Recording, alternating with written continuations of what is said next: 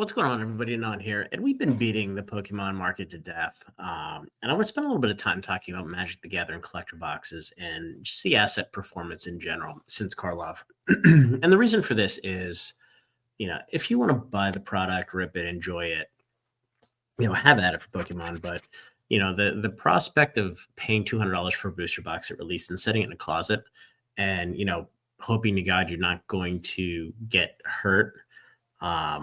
If you have to sell in the first 2 or 3 years, the risk reward isn't great. It's certainly nowhere close to being able to buy it, $100 at release, and you sit where the downside is, virtually zero.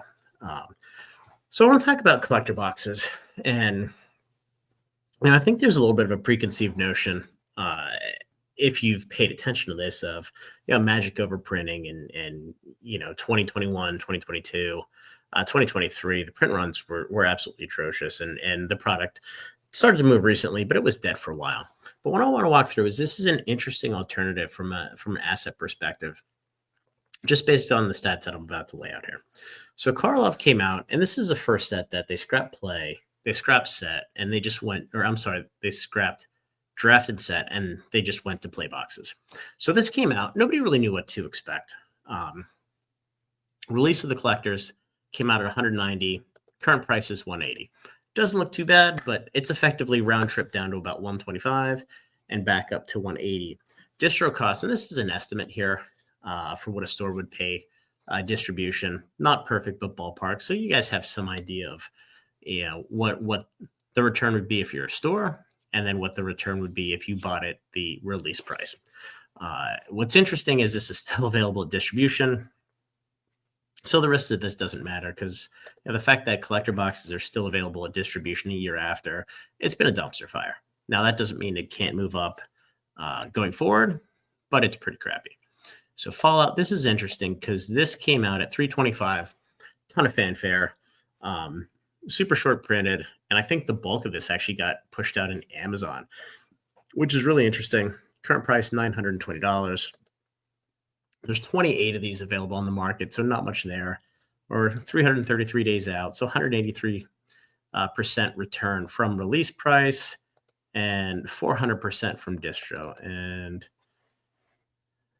yeah, so, the math is pretty crazy on this one. So moving to the second stinker is Outlaws of Thunder Junction, was a May set. And you can see here, these are all released about a month apart. So there's been a decent amount of time. We're going to get to a couple sets that are a little too tight, and there seems to be some impact. So 220 release, 206 now, 185 distro, still available at distribution. We're 300 days out, 291 negative from release, about 11% from distro. And I know Rudy likes to pump this one. It's kind of blah. It was overprinted. Whatever. And, I kind of roll this back into the Karlov, where they hadn't quite tightened print runs. And, while the overall acceptance of the product was lukewarm, it wasn't terrible. It wasn't enough to get the product moving. So Modern Horizons 3, this is another product, came out red hot. Rudy came out pumping it. Anything out of $400 is a buy, and this and that. And, it turns out to be, probably a D- call on that.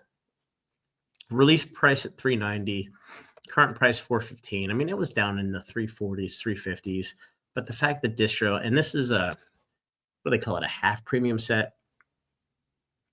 So the price from distribution is a little bit higher, but it was dead for a while. There's only one or two boxes selling a day for the longest time, because it came out. I know a couple of the main cards got banned like immediately.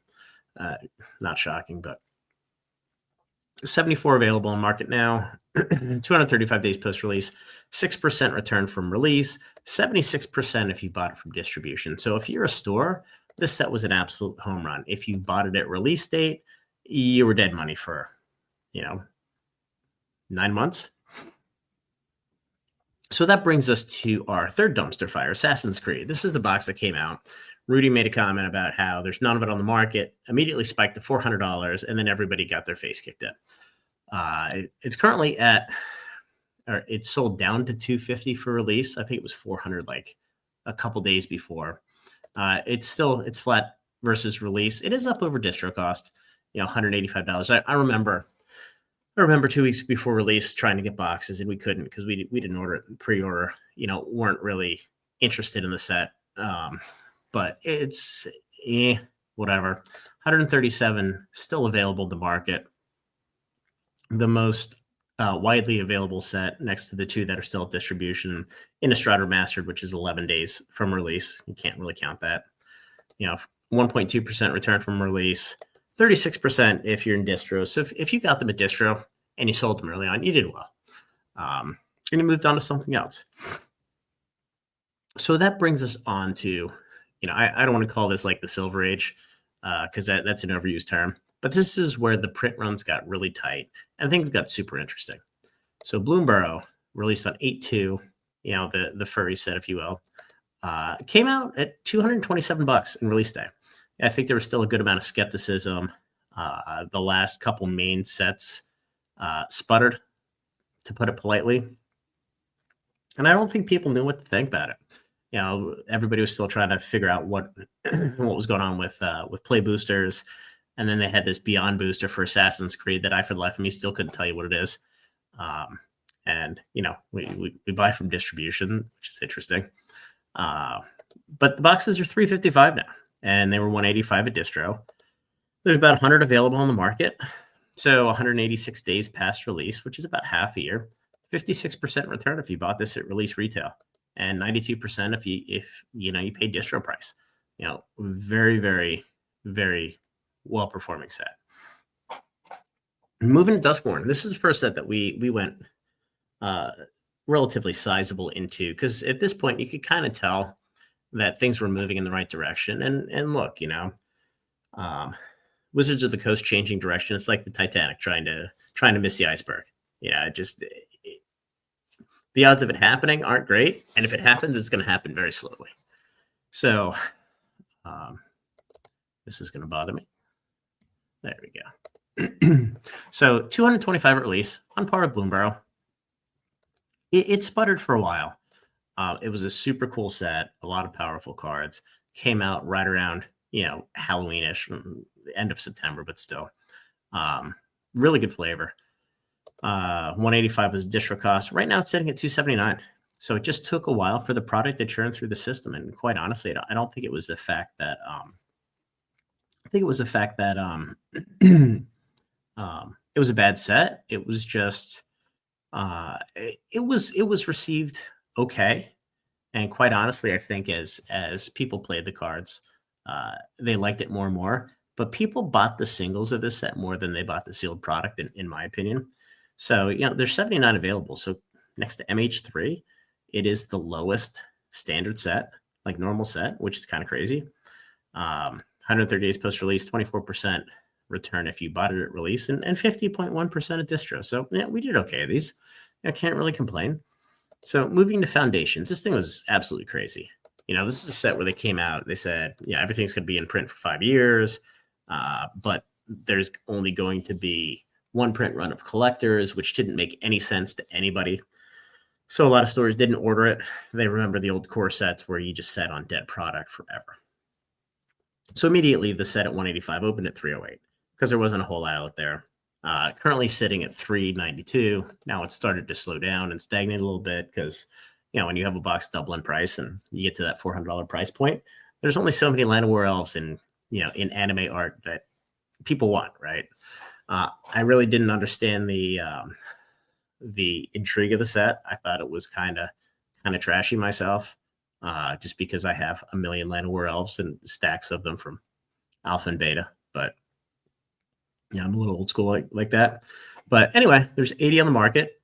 We're 81 days post-release, so 27% return from release from the inflated $308 price, which is pretty remarkable. And then, 112% from distro price. So this was an absolute home run if you bought it.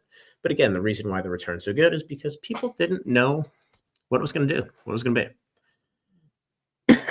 be. So that brings us on to the next set, Innistrad Remastered. I did a couple of videos on this where I had no idea what the heck this set was going to be. The entire Innistrad block was kind of kind of crappy. I mean, it was a cool concept, a cool theme, but the cards are outdated, underpowered, and you look at the last time they did this, you had Crimson Vow, Midnight Hunt. So, my assumption was they couldn't screw it up again because, well, I kind of like those two sets. They were so overprinted that it was just dumpster fire overprinting. So the set came out, and I remember this. The first spoilers came out before Christmas, and then nothing, and then no other spoilers. And I said to my store partner, I'm like, when are the spoilers coming out? Because it's starting to scare the crap out of me. Like, did they just put together a set that was and just not print a lot of it? Which, in my view, is probably exactly what they did. But again, we paid $235. This is the same as Modern Horizons 3. It is a half premium set.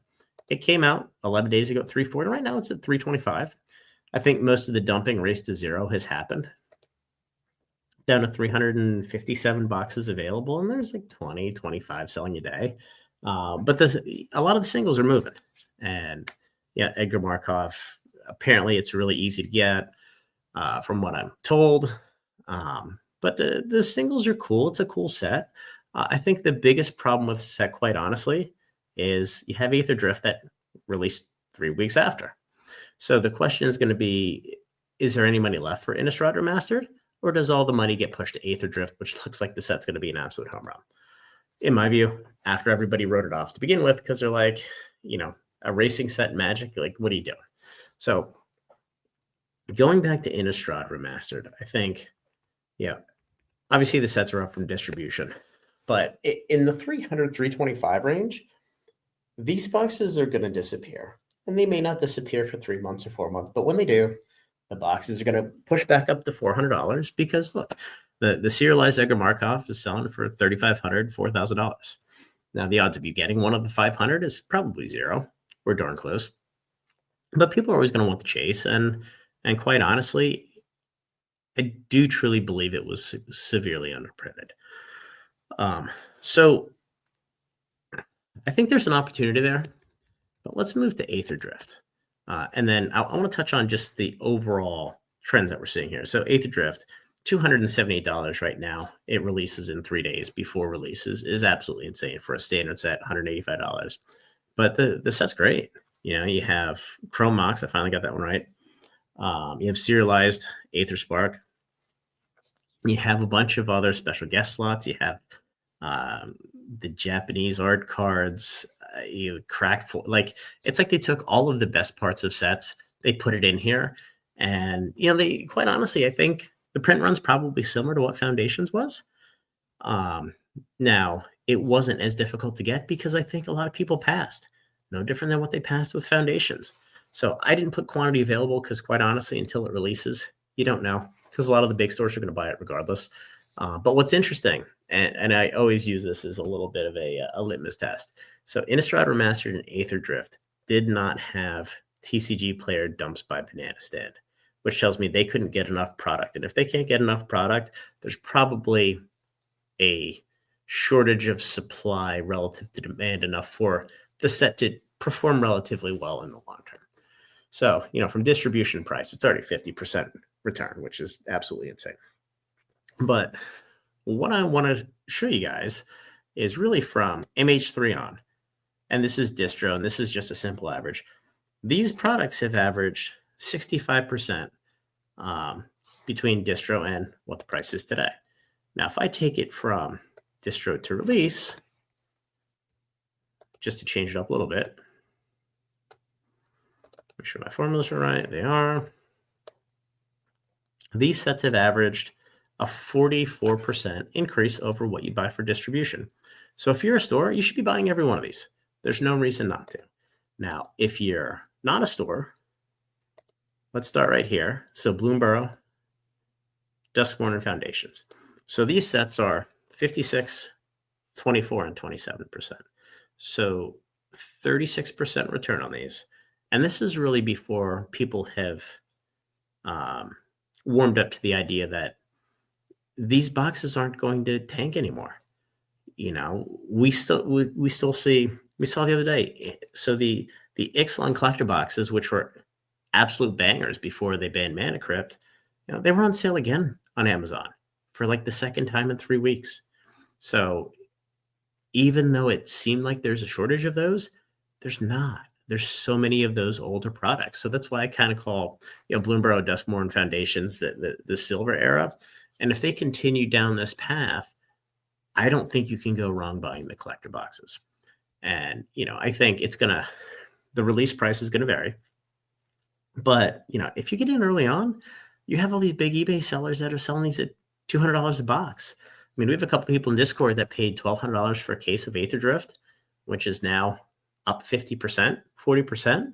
So if you get in early enough and you buy from, Flipside or MVP or any of those folks, it's an absolute home run. And, it's not a bad alternative if you're looking for a place to park money for a little bit in TCGs.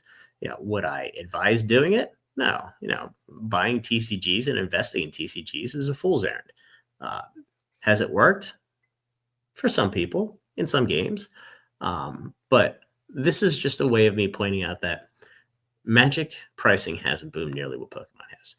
And if you have to pay twice what you used to have to for Pokemon, but you're only paying the same or 10 or 15% more for Magic than what you paid before if you pre-order early enough, and, with the big sellers on eBay that are going to deliver the product, it's not a bad alternative. And quite honestly, the game's more fun. So anyway, guys, long video.